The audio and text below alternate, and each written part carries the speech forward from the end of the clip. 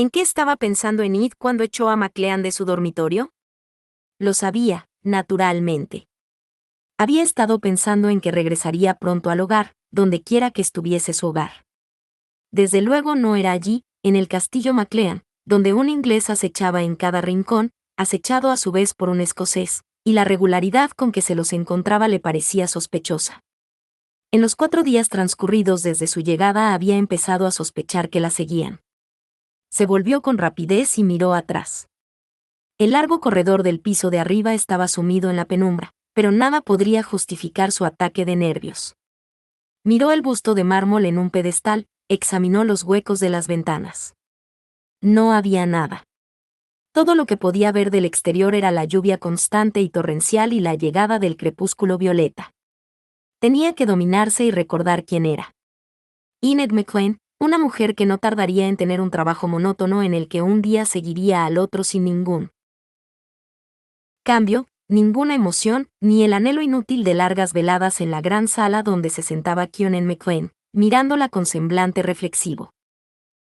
Todo el mundo en el castillo contemplaba al absorto McLean con evidente regocijo. Ella evitaba mirarle a toda costa, pero sabía siempre que él estaba allí sentado, con el atuendo tradicional escocés, medias de lana tejidas a mano y sujetas con ligas bajo las rodillas, su preciosa escarcela, atada a la cintura, y una falda escocesa que permitía ocasionales e imponentes atisbos de sus musculosos muslos, y más arriba. Enid suspiró. Eso explicaba por qué le costaba tanto bajar al comedor para cenar.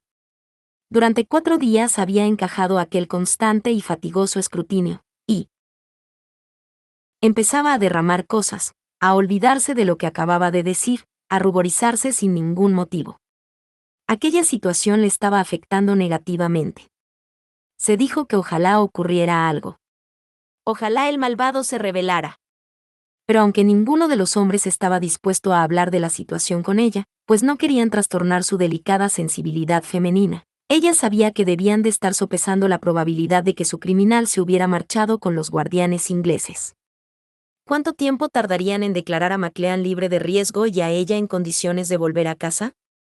A veces se preguntaba si McLean la mantenía allí por el placer de atormentarla. Sabía dónde estaba su dormitorio, y aunque ella ahora echaba el cerrojo a la puerta, él podía obtener la llave. Estaba decidida a impedir que se acostara con ella. Pero ¿y cómo deseaba evitar esa prueba? Pues de noche su cuerpo anhelaba a él. Contacto de McLean. Cuando se dormía, su mente erraba con él por las colinas escocesas, y siempre encontraban una choza en un lugar donde no soplaba el viento y el sol caldeaba, y hacían el amor mientras las montañas le susurraban su aprobación. Imaginaba que, desde alguna parte del castillo, McLean le enviaba zarcillos de deseo, y parecía como si cada noche le ordenara con creciente vigor que se reuniera con él. Por eso imaginaba que alguien la observaba. Siempre confiaba en que fuese McLean. Con las manos enlazadas a la espalda, avanzó de nuevo por el ancho corredor con las paredes atestadas de retratos de señores muertos mucho tiempo atrás, de sus perros, sus caballos y sus esposas. El retrato del extremo le atraía en particular, la pintura en la que aparecía el último señor con su esposa, Lady Bath, sus hijos, Kiernan y Elizabeth, Lady Catriona y Stephen. Enid contempló a los 2 muchachos, uno al lado del otro, como si fuesen amigos. Stephen era mayor que Kiernan, tenía 17 años y su primo 11, pero ya Kiernan le superaba en altura y anchura de los hombros. El artista incluso había captado el encanto que Stephen cultivaba y la áspera impaciencia de Kiernan al verse obligado a permanecer quieto. 2 McLean, criados juntos pero tan diferentes. Era apuesto, ¿verdad?, dijo una voz femenina entrecortada al lado de Enid. Enid se volvió, sobresaltada. Aunque no habían vuelto a ver a la dama desde la primera noche, reconoció a Lady Catriona. La mujer llevaba el gris cabello recogido en un moño y tocado con un gorro de viuda de encaje negro. Su rostro estaba demacrado, vestía completamente de negro y tenía un arrugado pañuelo entre los dedos nerviosos. No podía ser mucho mayor que Lady Bath. Enid pensó que incluso debía de ser más joven, pero los años de Lady Catriona se revelaban en los hombros caídos, la figura maciza y las arrugas alrededor de la lánguida boca y los ojos bordeados de rojo. Te he alarmado. Lady Catriona no sobrepasaba en altura el mentón de Enid. No era mi propósito. Estabas tan absorta en el retrato de mi querido muchacho. Sí, lo estaba. Por lo menos así lo suponía ella, pero Lady Catriona debía de ser capaz de deslizarse sin hacer el menor ruido para haber tomado a Enid tan desprevenida. Soy Lady Catriona McLean. Le tendió una mano temblorosa. Te pido disculpas por no haberte saludado antes, pero he estado encerrada, llorando la muerte de mi hijo. Claro. Enid no podía sentirse más incómoda. Era la viuda del hijo de aquella mujer, pero ella no había llorado su muerte. Lamento la pérdida que ha sufrido. Gracias. Los desvaídos ojos azules de Lady Catriona se llenaron de lágrimas. Pero es nuestra pérdida, ¿no es cierto? Sí, gracias, replicó Enid, aunque Lady Catriona no le había dado exactamente el pésame. No me he sentido con ánimos para comer con la familia. Han carecido por completo de los sentimientos apropiados en estos tristes momentos. Oh, sí. Enid supuso que con esa observación la mujer quería decir que nadie había mostrado pesar por la ausencia de su hijo. Carol Stevens se había marchado tanto tiempo atrás que estoy segura de que ya habían lamentado ante su pérdida. No disculpe su comportamiento. Son una vergüenza. Como ella misma lo era, supuso Enid, puesto que defendía a la familia. Por otra parte, algo taimado en la mirada de Lady Catriona revelaba su desaprobación. De Enid, de cuyo vestido de terciopelo rojo rubí no podía decirse que fuese un atuendo de duelo. Enid estuvo a punto de decirle que había perdido todas sus prendas en un incendio, pero eso no le serviría de excusa a Lady Catriona. La mujer jamás había intentado relacionarse con Enid después de la boda, nunca había hecho el esfuerzo de recibirla en su familia, nunca hasta entonces le había ofrecido su amistad. La falta de decoro no era solo de Enid. Al ver que la joven no decía nada más, Lady Catriona añadió, conozco a Kiernan desde que era un bebé, y es el peor de todos. Un bravucón marrullero que siempre se ha creído mejor que Steven porque tiene el título. ¿De veras? Enid notó una rigidez en los labios. Yo no habría pensado tal cosa de él. Eso se debe a que Steven nunca se quejó. Stephen siempre fue el primo mayor, amable y considerado. Lady Catriona pronunció despacio el nombre de su hijo, y los ojos le destellaron al añadir, y Kiernan siempre ha sido un ingrato. Enid se sintió impulsada a protestar. Kiernan fue en busca de Steven para rescatarlo. Lady Catriona alzó la cabeza y sonrió con una cortesía inmóvil y fría. ¿Llamas a Kiernan por su nombre de pila? ¿Acaso estaba aquella conversación sembrada de trampas? Le he llamado como usted lo ha hecho. Me dirijo a él llamándole McLean. Aquí todo el mundo le llama así. Ah. Lady Catriona desvió la vista del retrato. Bien, Kiernan no rescató a Steven, y mi pobre corazón de madre se pregunta si fracasó a propósito. Enid ni siquiera lo pensó dos veces antes de replicar bruscamente. ¿Qué barbaridad acaba de decir, Lady Catriona? McLean jamás fracasaría adrede en cualquier misión que emprendiera. Debería haber sabido que estabas de su parte. Steven ni siquiera podía contar con su propia esposa para defenderle como merecía. Las lágrimas se agolpaban en los ojos de Lady Catriona, y se las enjugó con el pañuelo. Soy la única que jamás ha comprendido a mi querido hijo. Aquella mujer era una araña manipuladora, y Enid había permitido que Lady Catriona la manejara de una manera como ella jamás habría imaginado. Ansiaba marcharse de allí, pero en vez de hacerlo preguntó cortésmente a la dama, ¿tendremos esta noche el placer de su compañía? No. Lady Catriona exhaló un suspiro. No. Quería conocerte, pero me temo que esta profunda aflicción me ha agotado. Volveré a mis aposentos. Me traerán una bandeja de comida, aunque apenas he podido probar bocado. Enid contempló a Lady Catriona mientras ésta se alejaba, un alma perdida en la galería de miembros del clan McLean prodigiosamente vibrantes. Entonces miró de nuevo el retrato de Steven y, por primera vez en 9 años, sintió lástima de él. La cena en la gran sala del castillo McLean era una reunión con abundancia de manjares, festiva, en la que estallaban las risas, había una discusión de vez en cuando y un frecuente coqueteo. Solo quienes ocupaban la cabecera de la mesa permanecían sosegados. Allí McLean y Enid se sentaban en una isla de silencio, un silencio debido a que McLean parecía incapaz de sostener una conversación. Cuando le preguntaban algo respondía con un sí o un no. Incluso en ocasiones podía formar frases completas. Pero, en general, miraba a Enid como si intentara discernir algún asunto importante que solo le concerniera a él. Una vez retiradas las tapaderas de los recipientes y servido el brandy, Enid se dijo que ya estaba harta de la amenazadora mirada de McLean. «Esta noche he hablado con Lady Catriona», anunció en voz clara. El tintineo de los cubiertos de plata contra la losa disminuyó. Cesó la conversación. Enid alzó la vista de su plato y vio que todos los escoceses se habían vuelto a mirarla, todos con idénticas expresiones de desazón y simpatía. «Dios mío», se limitó a decir Lady Bass, que normalmente era tan elocuente. Finalmente McLean se vio obligado a hablar. «¿Qué te ha dicho?» Enid alisó la servilleta sobre su regazo. «Quería verme para que pudiéramos compartir nuestra mutua aflicción». «Un buen gesto por su parte», comentó McLean. «Ahora dinos, ¿qué te ha dicho realmente?» Enid jugueteó de nuevo con la servilleta. «Me temo que la he ofendido por no haberme puesto un atuendo de luto. En ese aspecto todos la hemos ofendido». Lady Bass encendió uno de sus apestosos cigarros. McLean miró a Enid sacudiendo la cabeza con gesto solemne. «Es imposible no ofender a mi tía. Si te ha insultado, te pido perdón en su nombre». «No». Ahora Enid se sentía como la misma Lady Catriona, manipulando a McLean para su propia satisfacción. «Me ha parecido una mujer desdichada». Lady Bess exhaló un chorro de humo. «Eso lo es a perpetuidad». «Y un poco desequilibrada», concluyó Enid. «Está como una cabra, lo mismo que el resto de su familia», convino Lady Bass. «Siempre lo he creído así».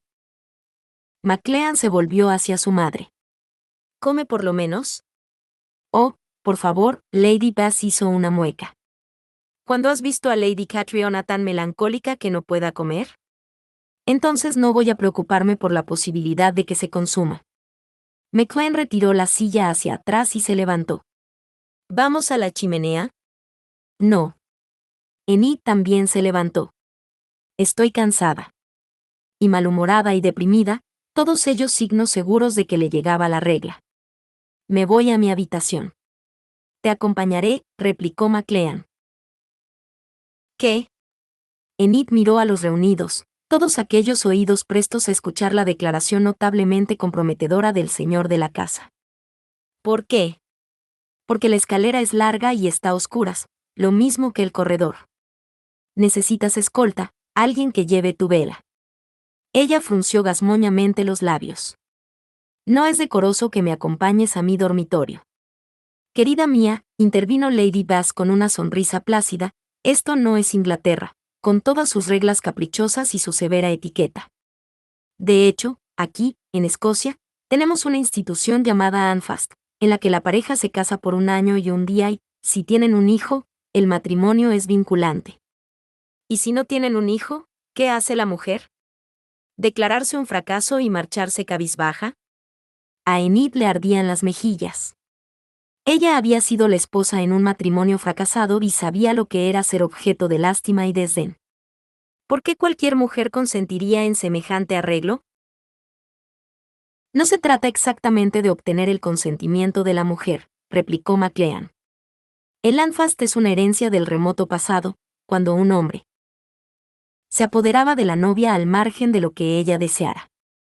Enid le tenía sin cuidado el tono y las palabras, y quiso abrumarle con una frase lapidaria.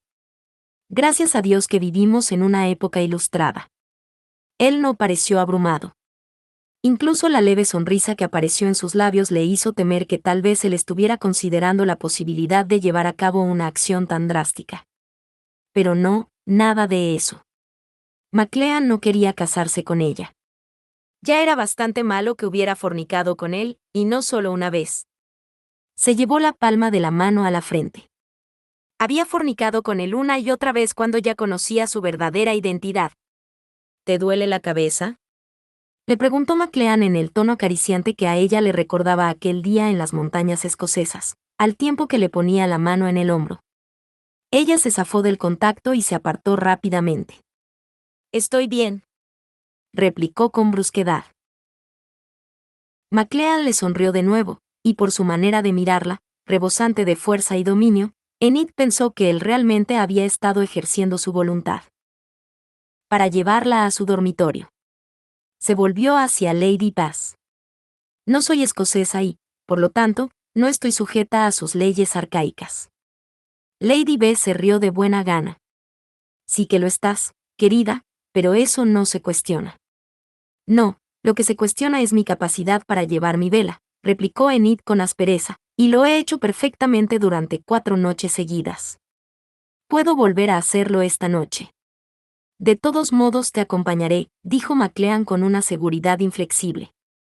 Si ella le respondía que había estado de broma, que en realidad no se iba a la cama, eso solo habría servido para aplazar lo inevitable.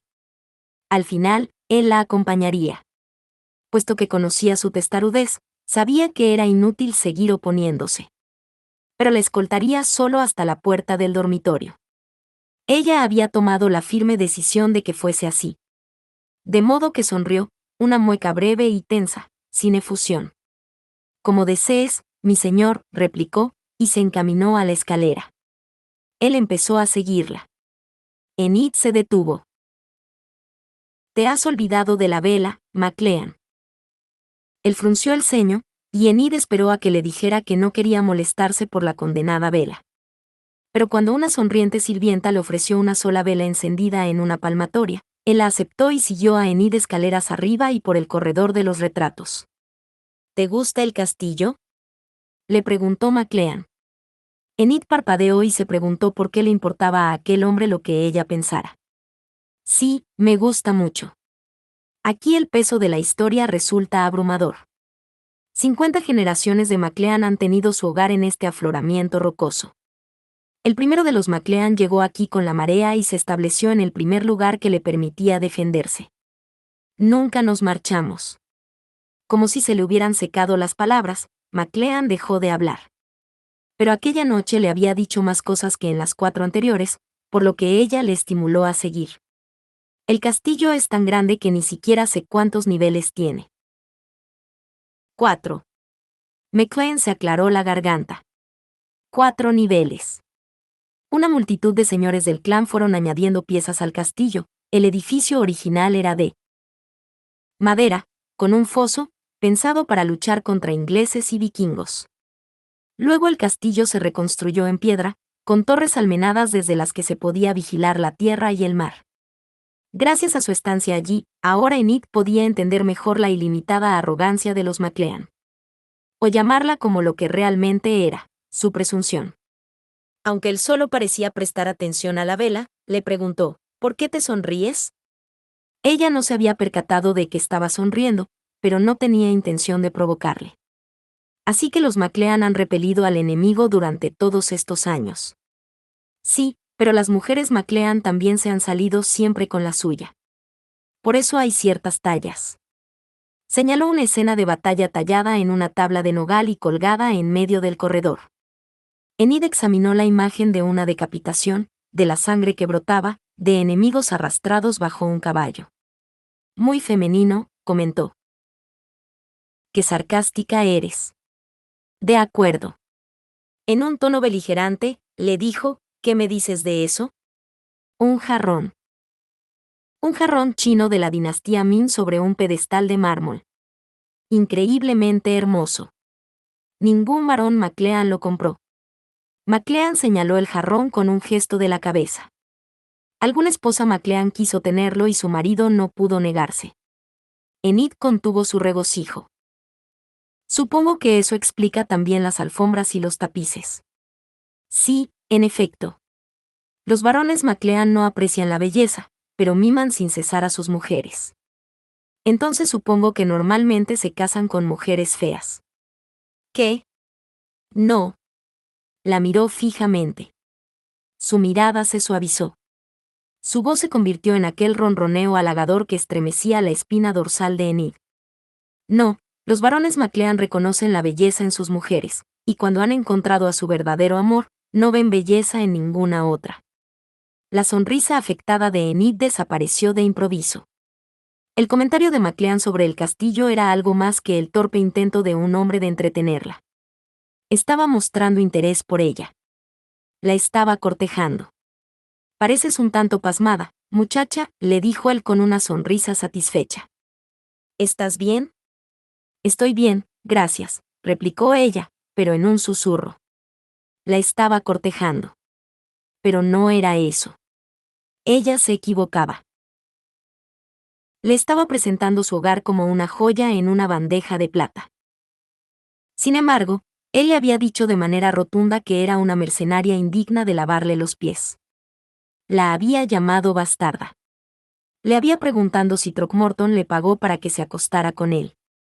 Pero le había pedido disculpas. Enid se restregó la frente. Aquello no podía estar sucediendo. Antes había sido desdichada, ahora se sentía presa del pánico, atemorizada, casi enferma por la necesidad de echar a correr hasta que no pudiera más. ¿Y por qué? Todo lo que debía hacer era negarse. No había trampas ocultas, ella las conocía todas. Las había pisado todas. Sí, tienes dolor de cabeza, afirmó él en un tono meloso. No. Claro que no le dolía la cabeza. Estaba bien. Era fuerte. Déjame que te frote las sienes. No.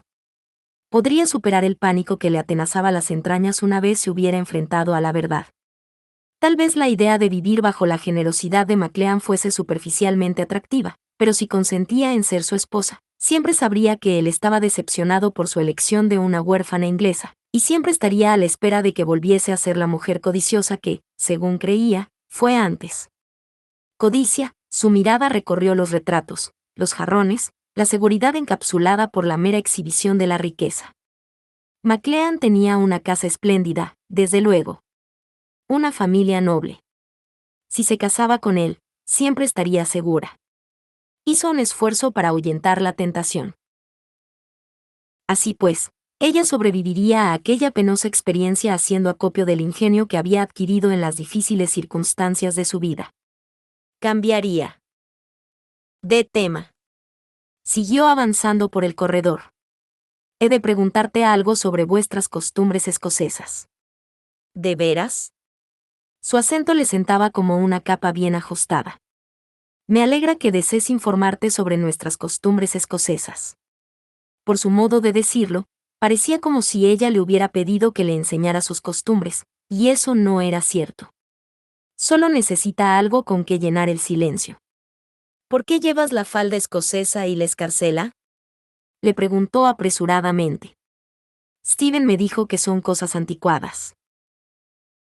Cuando McLean inclinó la cabeza para mirarla, parecía más alto y ancho que nunca.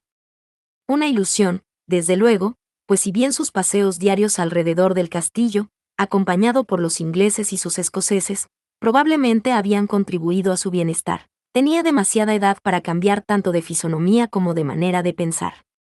Después del 45, los británicos trataron de eliminar el traje tradicional, como intentaron eliminar a los mismos clanes. Se oponían sobre todo a la escarcela, puesto que un hombre podía ocultar un arma en ella. McLean tocó la piel chamuscada. La explosión destrozó la mía, pero, como perteneció a mi padre, la llevaré siempre. Un sentimiento admirable, comentó ella con los latidos de su corazón apaciguados. Aquí los recuerdos se remontan a mucho tiempo atrás, y si bien nos hemos visto obligados a convivir con los ingleses, no olvidamos nuestras tradiciones. Sus labios esbozaron una sonrisa. Es curioso. Ahora nos permiten llevar nuestros tartanes y nuestras faldas, y estas prendas se están poniendo de moda entre los ingleses a los que visito. McLean se acercó más a ella. Algunos te dirían que la razón de que el escocés use falda es porque resulta más fácil alzarla para las chicas. ¿Quieres que te alce la mía? Ella le había hecho una pregunta inofensiva y, de alguna manera, Él se las había ingeniado para que la conversación avanzara por unos derroteros francamente escandalosos. Y no es que ella no se sintiera excitada. Cruzó los brazos sobre el pecho.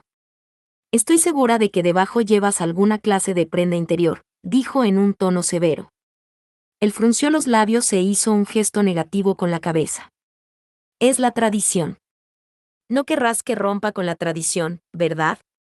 Eso es escandaloso. Y estaba escandalizada de sí misma por el número de veces que se lo había preguntado. Tras mirarle con repugnancia, reanudó su avance por el corredor a grandes zancadas para librarse de él cuanto antes. Fue en vano, McLean le asió el brazo, obligándola a caminar más despacio. También yo tengo una pregunta que hacerte, le dijo. Hemos vivido como marido y mujer. Le sujetaba el brazo contra su costado, y el calor que emanaba de él le excitaba, tanto si quería como si no, y le apresuraba los latidos del corazón. Sí. Estuvimos juntos durante más de 15 días y, según mis cálculos, hicimos el amor 6 veces. Tal vez no las he contado. Exactamente 6 veces. Así pues, debo hacerte la pregunta que cualquier hombre le haría a una mujer a la que ha conocido íntimamente. Iba a pedirle que se casara con él. Enid temía esa intimidad, esa tentación. No, por favor, no. ¿Estás esperando un hijo mío? Ella se quedó inmóvil. La constatación de su credibilidad le hizo ruborizarse. Quería cerrar los ojos y golpearse la cabeza contra la pared, debido al alivio, por supuesto. Se sentía aliviada. El misterio se había resuelto. Él había insistido en acompañarla no para proponerle el matrimonio, ni siquiera para seducirla, sino para descubrir si, por accidente, había engendrado un hijo. Y si ella seguía cayendo rendida en los brazos de McLean, repetiría el error de su madre, tendría un hijo ilegítimo. Por alguna razón, durante aquel periodo de confusión y viaje, nunca le había pasado por la mente la idea de quedar encinta. No, no estoy embarazada, replicó en voz baja. ¿Estás segura? Enid apretó el puño. El interrogatorio le habría exasperado en cualquier momento, pero en aquel preciso momento del mes le hacía sentir deseos de abofetearle. Sí, lo estoy. No podría estar más segura. Ah, dijo él, y asintió. Los deseos que tenía ella de abofetearle se redoblaron. ¿Cómo se atrevía a dárselas de perspicaz, como si comprendiera el funcionamiento de su cuerpo? Ni siquiera ella lo comprendía, con sus calambres y sus dolores y con sus deseos ilógicos que, si no iba con cuidado, podrían conducirla a cometer una estupidez, como acostarse de nuevo con McLean. Habían llegado al final del corredor, y Enid asió la palmatoria sin mirarle. Ya has averiguado lo que quería saber. No te molestes en seguir acompañándome. Él no soltó la vela. No es por eso por lo que te he acompañado. Comprendo. Eres un hombre honorable. Ibas a ofrecerme tu ayuda para el niño. Dio un tirón a la vela. Te agradezco tu consideración. Él escuchaba como un hombre que veía demasiado y no le gustaba lo que veía. Me estás comparando con tu padre. Claro que te comparo con mi padre. Ambos hombres honorables. Ahora lamentaba haberle dicho lo que realmente pensaba de su padre. Tu padre era un cobarde. Costeó mi educación. ¿Qué más podía esperar de él? Se dominaba, no soltaba la vela y estaba muy orgullosa de sí misma. ¿La acogida de su familia? ¿Una visita de vez en cuando? ¿Una herencia a su muerte, por lo menos? El tono de la voz de McLean fue en aumento. Ella también alzó la voz al responderle. ¿Serías tan amable con nuestro hijo? Nuestro hijo tendrá un padre que estará siempre con él. No te permitiría jamás que me quitaras a nuestro hijo. No te quito a nuestro hijo, protestó él. Me caso contigo. No. No. Es cierto. Enid tiró de la vela. Ahora déjame en paz. Con un movimiento tan rápido que ella no se dio cuenta de su intención, él le rodeó la cintura con el brazo, la atrajo hacia sí y la besó. No. No, ella no quería aquello. Cada vez que él la besaba, se aproximaba al borde del desastre. El suelo ya se estaba desmoronando bajo sus pies. No quería caer por aquel precipicio. Pero, el calor, la intimidad, la necesidad. Enid saboreó todo eso en los labios de McLean. Y ella estaba enfadada y acongojada, y esas emociones se transformaban en pasión con demasiada facilidad. Nada podía igualarse a la seducción de aplicar las manos al pecho de un hombre fuerte y notar los violentos latidos de su corazón. El supremo placer de saber que él la quería tanto era una inducción por sí solo. Sus respiraciones se igualaron, sus cuerpos se movieron juntos en la antigua, primigenia danza del deseo. Ella estrujó la camisa de flexible lino que él llevaba, entusiasmada con la textura de la tela y el pecho musculoso que estaba debajo. Allí, entre sus brazos, se sentía segura, y ningún grado de rechazo podría cambiar eso. Se apretó contra él, deseosa del contacto, aunque le temía, a él y a la tentación que presentaba. Él temblaba. Ella se sentía exultante. Entonces él retrocedió y sofocó un grito. Enid se apartó enseguida. El rubor le coloreó las mejillas y ascendió a la frente. Le había besado en cuanto se presentó la oportunidad. Él no había estado tan cautivado como ella, se había contenido. McLean se apresuró a dejar la vela en el pedestal. «Diablos, mujer, has hecho que me olvidara de la vela». Se desprendió de la muñeca la cera todavía blanda. Oh. Ella no debería reírse, pero se sentía tan aliviada que no pudo evitarlo. Estabas aturdido. Como siempre que estoy a tu lado. Él le sonreía, y aunque era una locura pensar tal cosa, la miraba como si fuese el más preciso de los objetos bellos.